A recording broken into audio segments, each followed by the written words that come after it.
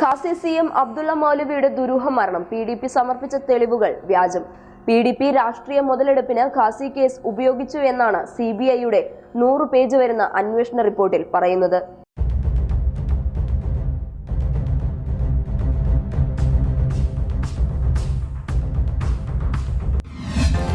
വിലയ്ക്ക് വാങ്ങാൻ ശ്രമിക്കുകയും ചെയ്യുന്നു എന്നുള്ള വലിയൊരു ദുഃഖസത്യം നമ്മൾ അലട്ടുകയാണ്.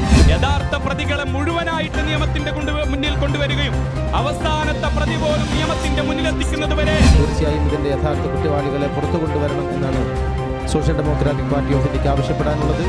ഈ പോലുള്ള ജനങ്ങൾ ഐക്യത്തോടുകൂടി ഒത്തൊരുമയോടുകൂടി മുന്നോട്ട് വരണമെന്ന് വിനീതമായി അഭ്യർത്ഥിച്ചുകൊള്ളുന്നു. അതായത് യഥാർത്ഥ പ്രതികളെ നിയമത്തിന്റെ മുന്നിൽ കൊണ്ടുവരണം. ഇതൊരു തുടക്കം മാത്രമാണ്. 8 വർഷം കഴിഞ്ഞിട്ടുണ്ടെങ്കിലും ഞങ്ങളുടെ ദുഃഖത്തിനോ അമർഷത്തിനോ വേദനക്കോ ഒരു മാറ്റവും ഇതുവരെ വന്നിട്ടില്ല.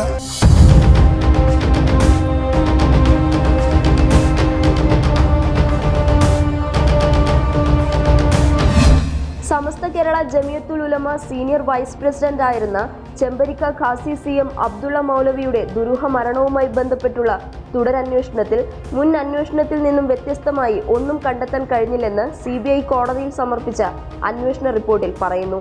കേസ് അവസാനിപ്പിക്കണമെന്നാവശ്യപ്പെട്ട് CBIയുടെ DYSP ഡാർവിനാണ് എറണാകുളം ചീഫ് മജിസ്ട്രേറ്റ് കോടതിയിൽ അപേക്ഷ നൽകിയത്.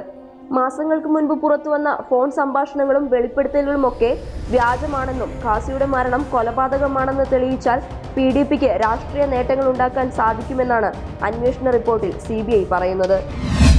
എന്നാൽ കേസിനെ മറ്റൊരു രീതിയിലേക്ക് തിരിച്ചുവിട്ട് PDPക്കെതിരെ കർശനമായ നിയമ നടപടി ഉണ്ടാകുമെന്നാണ് CBI വൃത്തങ്ങൾ പറയുന്നത്. News desk public Kerala.